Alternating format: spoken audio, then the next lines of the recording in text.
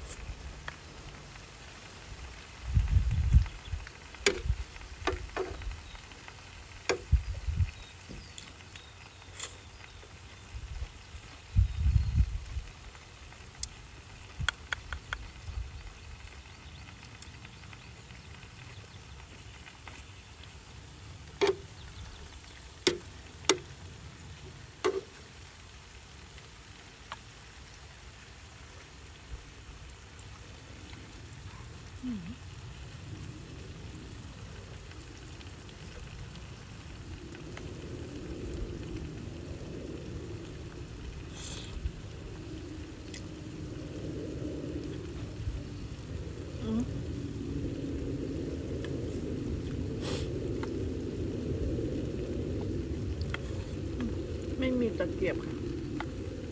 ที่คีบไอ้นี่อะไรก็ไม่รู้เหมือนที่คีบถ่านเลย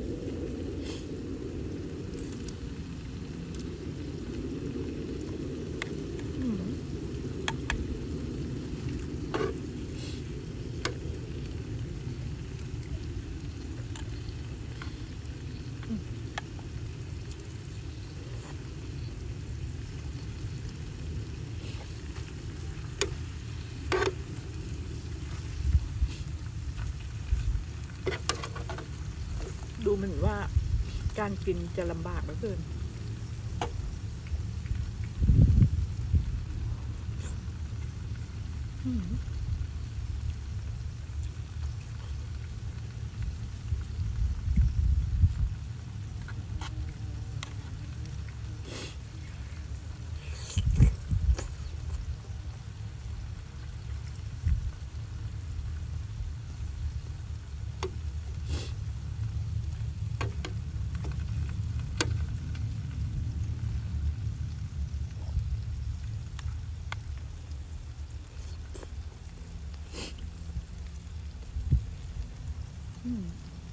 มีดอกไม้ด้วยค่ะ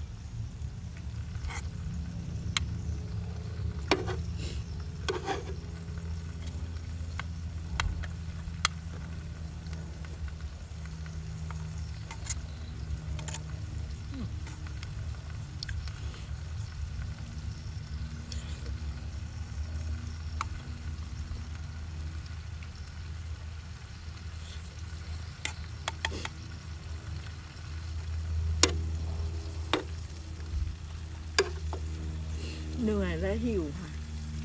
ขนของที่บ้านใหม่ที่ว่าช่างทำไว้เอาไปทิ้ง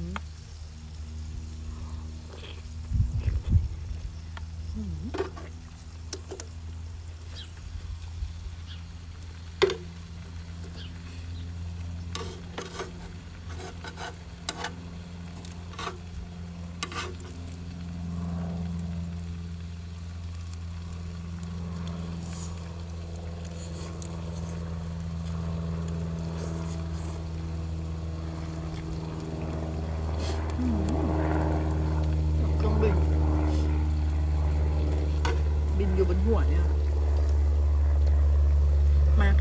เพื่อนๆมาแซ่บๆเลย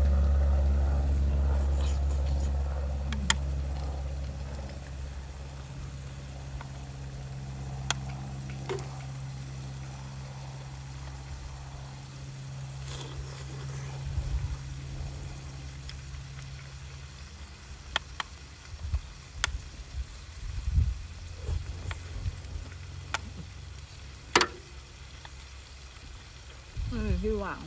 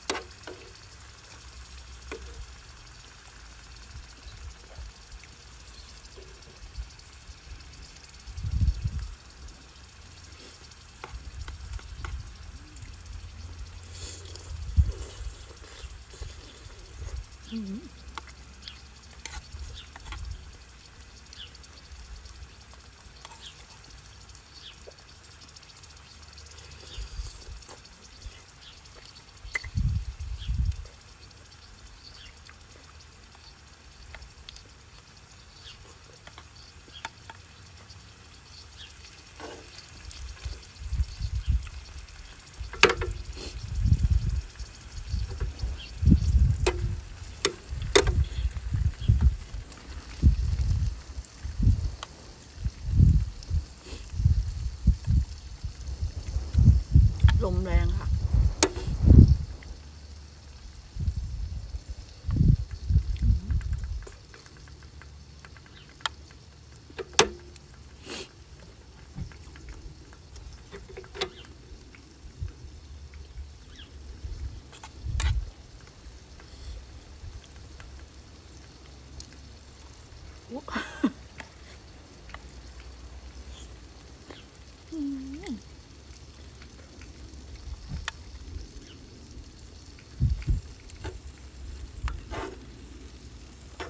สามีแอบมอง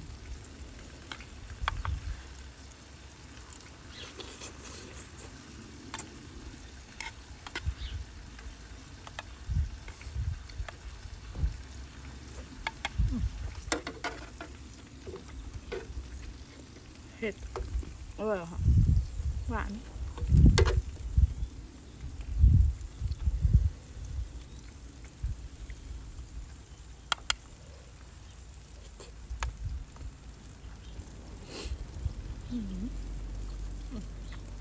ดอกไม้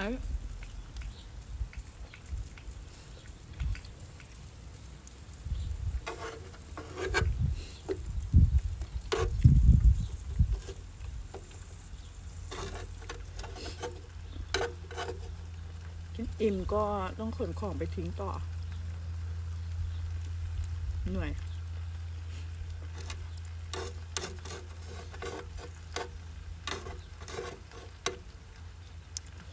ไข่จ้ะ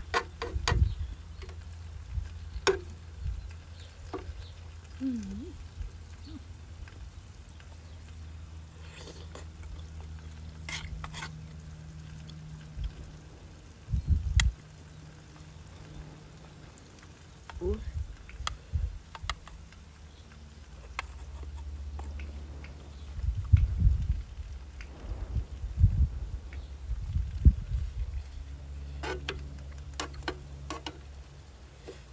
ต้องไปหาซื้อตะเกียบแล้วค่ะ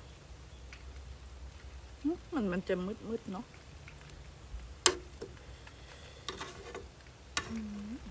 ไข่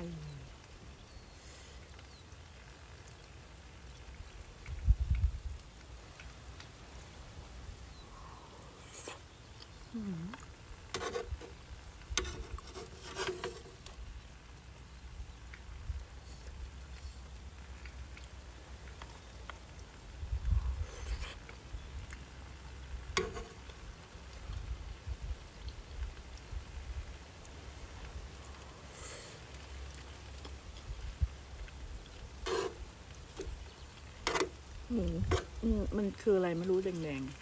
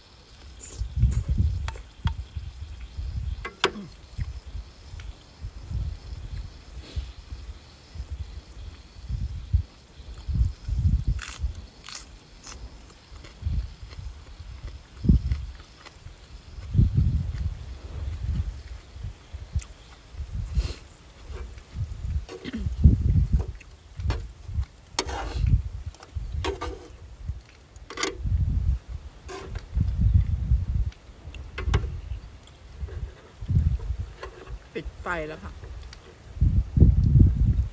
สำหรับคลิปนี้กี้ก็อิ่มแค่นี้นะคะ เพราะว่าลมมันมาแรงแล้วมันรู้สึกเย็นก็อิ่มแล้วด้วยคลิปนี้กี้ต้องไปก่อนนะคะ ขอบคุณเพื่อนๆที่เข้ามาติดตามและรับชมกี้นะคะ ทั้งเพื่อนใหม่และเพื่อนเก่านะ ขอบคุณนะคะ ไปแล้วค่ะ สวัสดีค่ะ